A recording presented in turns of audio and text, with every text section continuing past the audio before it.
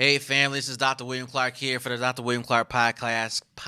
Glad to be with you another day. I wanted to take a moment in this podcast to talk about something that I think is just really important for us to know and to discuss, and that is what are the five leadership qualities of a fundraiser. Now, in this podcast or on this podcast show, we tend to talk about fundraising a lot.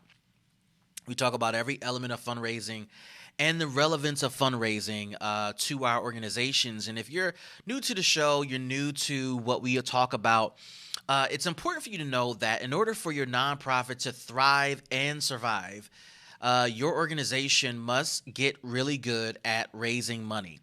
If you're unable to raise money, if you struggle with raising money, then you're really putting your nonprofit in a tight corner. You want to give your nonprofit every opportunity to succeed, to thrive, to survive, to be around, to have a legacy, and to be here for years to come because your nonprofit is in need of it. It is in need of the resources you have to offer. Now, we are going to talk about fundraising a little bit here in this podcast, but I do want to address the five leadership qualities a fundraiser should have because those things matter to the longevity of your organization. And if this at any point feels uncomfortable for you, then you might want to rethink your role within a nonprofit because if not you, somebody has to raise money. Somebody has to position a nonprofit in the public square, do the marketing, tell the story, and make the ask of potential donors, funders, partners, etc., who will then give resources to your organization. So there are these five things I do want to talk about. Here are the five qualities a fundraiser should have. Here's the first one that I wrote down. A good fundraiser should be a visionary. This is a person who can forecast and see the future. They see it even when other people don't see it. They understand the future. They know what's coming with the future. They understand how the future is going to be designed and crafted, not because they know exactly what it's going to be, but because they know what they want to see. They know what they want to see manifested as it relates to the work that they are involved in. And if you're able to see a future, even though it does not exist right now, even though it does not happen to be a reality right now, if you're able to see a future, you're able to have conversations with people about something that is yet to come, and it's exciting. It's exciting to know that you can talk about something to come, and people can get excited about this thing, even though this thing does not exist. I know it can be challenging sometimes to talk about the future, but here's the reality. Talking about the future means you're talking about something you do want to manifest. You're talking about something that you believe is going to be the forefront of the work that you have. And this is especially important for new nonprofits as they begin the journey of fundraising, as they begin the journey of getting their organization up and running. You have to be able to talk about a vision you see up here in your mind. Now, it's challenging to have this vision in your mind, but it's even more challenging, and hear me good, it's even more challenging to find the words to articulate what's in your mind and to speak it and or show it on paper. It's challenging because now you got to find words to articulate the images you see. You got to find words to articulate the perspective you have so that funders and donors and partners can come alongside you and say, I get it. I understand it. I want to get on board with that. And so now that you know that what you dream can become a reality, now you got to do the work to find the words to put it on paper and to speak it. Now, let me just say this for those of you out there who are looking to find out, well, listen, how do I make that happen? How do I translate all this into written word, spoken word? Well, one of the things I think is so helpful that I talk about often in the podcast is the usefulness of writing teams. Writing teams allow you to share your thoughts. It allows you to convey your thoughts about a topic, but also it invites other people into the writing process so they too can share their concepts, their ideas, and begin to find ways to merge your idea, their idea, and idea of other people to create this one final document. Now, that's important for you to figure out how to make happen within your sphere, because the more you're able to get other people involved, the more you're able to get other people to speak to, talk about, reflect on the topic at hand, which is probably the mission of your organization, which is probably the vision of your organization, which is probably the programs of your organization. When you're able to get people involved, then you're able to figure out how to better frame and articulate the vision you have in your mind. The more people that understand the general idea, they are able to tap into their creative juices, and they are able to say, you know what if we described it like this? Or maybe your idea sounds like this. Or maybe if we said it this way, we can better articulate what you have in your mind as a visionary. Here's the second leadership quality a fundraiser should have, and that is this person should be an innovator. This is very much tied to what we're talking about as a visionary. An innovator is someone who creates, someone who changes things up, someone who goes against the grain, someone that says, we have a pattern, we have a way of doing things, but we're going to switch it up a little bit, and we're going to do it a little bit different. We're going to do things in a way that has never been done before. We're going to rethink the model. We're going to reassess the model. We're going to reevaluate the model and figure out what makes sense going forward so that we can be market leaders, so that we can introduce ideas, better ideas to our customers, so that we can introduce better ideas to funders. Listen, whatever it takes, an innovator says we're going to either radically, semi-radically, or moderately innovate the space. We're going to flip it on its head. Now, one of the ways I found to be super helpful to be an innovator is by combining the worlds of multiple things I'm interested in. So I have a background in IT. I have a very technical interest within me that was grounded in my early years in college. I have since converted over to focusing my energies on leadership and strategy, and I applied those skill sets to the nonprofit world. Now, there are many times where I combine my IT background and my leadership background and my strategy background into one to create this environment within my teams or within a proposal that I'm putting together. And I allow myself to tap into all three of those segments at any given time. Now, I also throw in there the fact that I'm an entrepreneur. I've started several businesses, been in real estate. And so a lot of that has shaped me as a person, as a man, as a business owner, as a business leader, as a leader in general, as an influencer, as a thought leader. All those things kind of go into my fundraising, my thinking when it comes to grant writing, fundraising, raising money from individual donors, bringing on sponsors and partners, etc. And so when you're able to draw from multiple worlds, it makes a difference. And not to mention, I'm also a pastor. So my faith and my spirituality has an influence in how I see the world. The book I read, the scriptures, the Holy Bible, has an influence on how I view the world. And it gives me a lot of ideas on how to connect with people, how messages are positioned, how to position my strategies, how to lean on my teams, how to work with people, how to work with my clients, and all these things that can make a difference in whether we get funded or not. All these things kind of pull at me to shape me as a person and as a thinker as I get ready to fundraise. So when we talk about innovation, stop trying to be like someone else, but tap into the person you already are.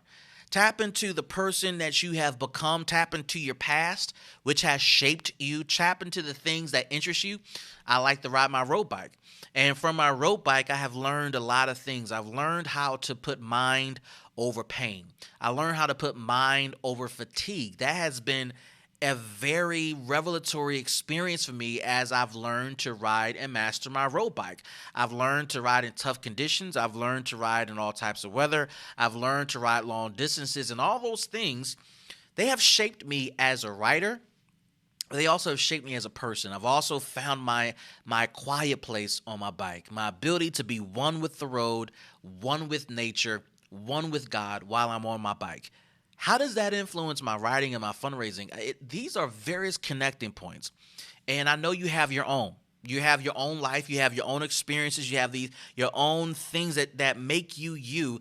All of that makes you not only a visionary, but an innovative person. And we are able to draw just a little bit from there, a little bit from there, a little bit from there, a little bit from there. It definitely changes things for you. It changes the way you approach a potential funder. It changes the way you approach a grant opportunity. It changes the way you approach how you launch a new program. You got to allow yourself, and keyword, allow yourself to tap into all the elements that you are. You are that special, but that specialness does not become useful unless you unlock it. This is how you become an innovator. Before we go into the third point, let's take a quick break and we'll be right back after this. Have you ever wondered how large nonprofits consistently generate millions of dollars? Have you ever wondered how to write the perfect grant or how to successfully manage a grant or even how to find money beyond grants? Hi, my name is Dr. William Clark, and I'm the creator and instructor of What You Should Know Before Applying for Grants. This masterclass has over 28 modules of training, and it comes with tools, tips, and tricks on how to generate significant money for your nonprofit. Some students have been fortunate enough to build six-figure programs, and others have been fortunate enough to triple their fundraising results because of this masterclass. Whatever your fundraising goals are, this masterclass can help you achieve them. To register your seat, simply go to mysixfigurefunding.com. That's mysixfigurefunding.com, and you'll be taken immediately into our student portal where you can access all of our trainings. You can take the trainings on demand, at your own pace, and at any time. You even can interact with other students and me all online from the comfort of your home or your office. If you want to secure your seat today for this masterclass, what you should know before applying for grants, simply go to mysixfigurefunding.com. Again, that's mysixfigurefunding.com. And I'm looking forward to learning with you and growing with you as you achieve your fundraising goals for your nonprofit. All right, family, we are back. So glad to be back with you. So we're talking about the 5 leadership qualities of a fundraiser. First, we talked about being a visionary. Then next, we talked about being an innovator. But now I want to talk about being an influencer. Now, this is equally important to the journey you're on because without being an influencer, you cannot be an effective fundraiser. Now, here's something I want to share with you about being an influencer. An influencer is another way of saying leadership. Leadership is simply defined as being able to influence people. If you're able to get a group of people to do something, if you're able to get a person to do something, you have the ability to influence them, and this allows you to have significant impact, significant leadership, significant control over a situation and the outcomes associated with it.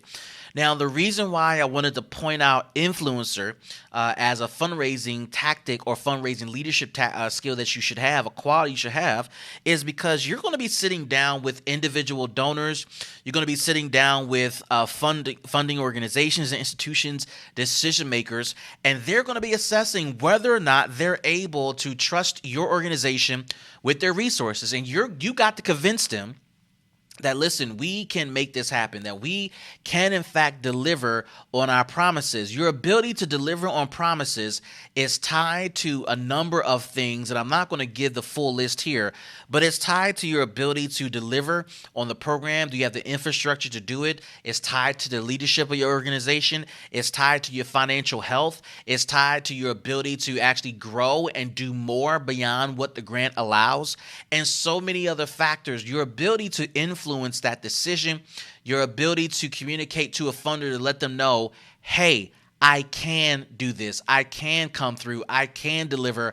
I can perform. Your ability to do that allows you to communicate to a funder that you can give your resources to us, give us the grant, but then also it shows that you are an influencer when it comes to fundraising. An influencer provides a funder several on-ramps to invest in their nonprofit. Now, one of the things you don't want to do is give too many on-ramp options to funders. But if you do your homework, if you do your evaluation of what the funder likes, if you do your evaluation of what the funder is interested in, then you're able to design a unique or offer one of your well-tested, well-functioning on-ramps for the funder to find a way to connect to your work and ultimately invest in what you're doing.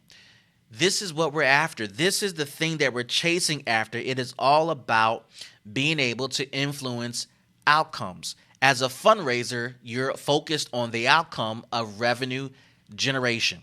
What new money can we bring in the door? How can we create new money from earned income? How can we create revenue from partnerships, from sponsorships, from events, from grants, from individual donors, and beyond? Can we own pieces of a company? Can we be a part of a number of creative elements that can make a significant difference in our ability to deliver on the services that we believe are critical to our company and critical to our customer?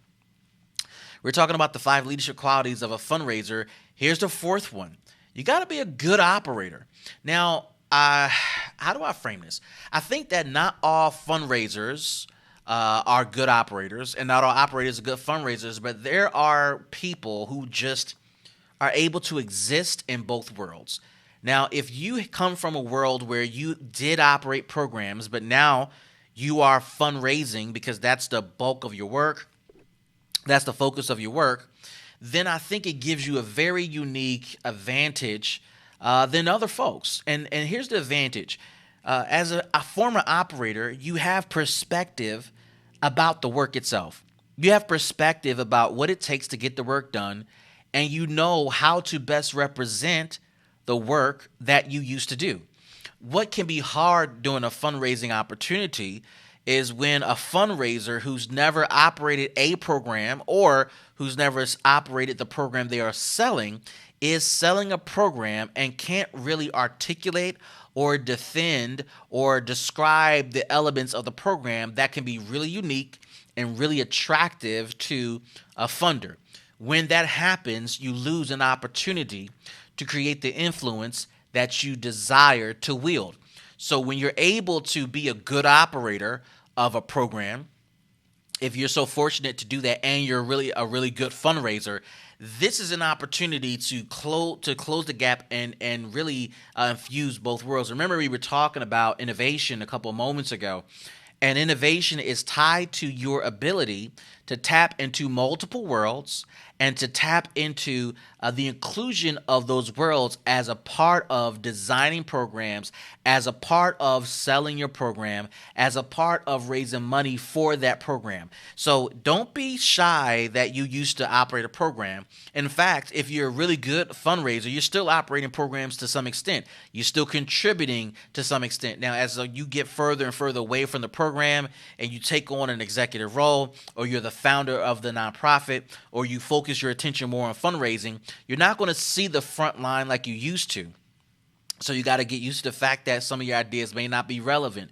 But as an operator, you should have some best practices and some principles at the core of who you are, so that you're still contributing to the work of the organization, but also you can intelligently talk about what is needed on the front line and why funding your organization will indeed make a difference. So with that being said, before we get to the 5th element of the 5 leadership qualities of a fundraiser, let's take a quick break, and we'll be right back after this. Have you ever wondered how large nonprofits consistently generate millions of dollars?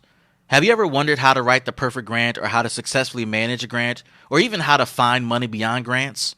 Hi, my name is Dr. William Clark, and I'm the creator and instructor of What You Should Know Before Applying for Grants.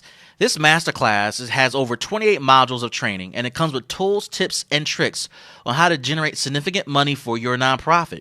Some students have been fortunate enough to build 6-figure programs, and others have been fortunate enough to triple their fundraising results because of this masterclass. Whatever your fundraising goals are, this masterclass can help you achieve them. To register your seat, simply go to mysixfigurefunding.com. That's mysixfigurefunding.com, and you'll be taken immediately into our student portal where you can access all of our trainings. You can take the trainings on demand, at your own pace, and at any time. You even can interact with other students and me all online from the comfort of your home or your office. If you want to secure your seat today for this masterclass, what you should know before applying for grants, simply go to mysixfigurefunding.com. Again, that's mysixfigurefunding.com. And I'm looking forward to learning with you and growing with you as you achieve your fundraising goals for your nonprofit. All right, family, we are back. We are talking about the 5 leadership qualities of a fundraiser. The first thing we talked about was you got to be a visionary. You got to be able to see the future. The second thing we talked about is you got to be an innovator. The third thing we talked about is you got to be an influencer. You got to, number four, be a good operator. And then number five, here's the fifth one. You got to be a guide. Now, this is an interesting one because when I wrote this down, I was specifically thinking about the guide that is able to take people on a safari, the guide that is able to guide people who are new to a territory, new to a state, new to a city, new to a country. And the tour guide is the person that can tell you the history of various places, the history of various monuments, the perspective of the locals when they say this or when they see this, all that good stuff. Now, that analogy I think is so on point for what you need to be as an influencer, as an operator, an innovator, visionary, as a leader that's raising money. Because what you're doing in the middle of fundraising is teaching funders and guiding them on how to make a smart investment, not just within your organization. I think that is something you got to get beyond, right? It's not just about your organization, but it's about making smart investments, period. When you're able to guide a funder, individual or foundation or whatever, to make an investment into a good organization that can deliver on the following things that you outline, what you're now saying to the funder is, as you evaluate these expectations and qualities, I think that we know an organization that can actually do those things, and you're standing right here talking to them. You know, we have a history of doing the things that we talked about, and we agreed that these are important things for the industry, for the customer, for the growth of knowledge in the work that we do. And our history has proven that we have worked on these things and, in fact, mastered these things.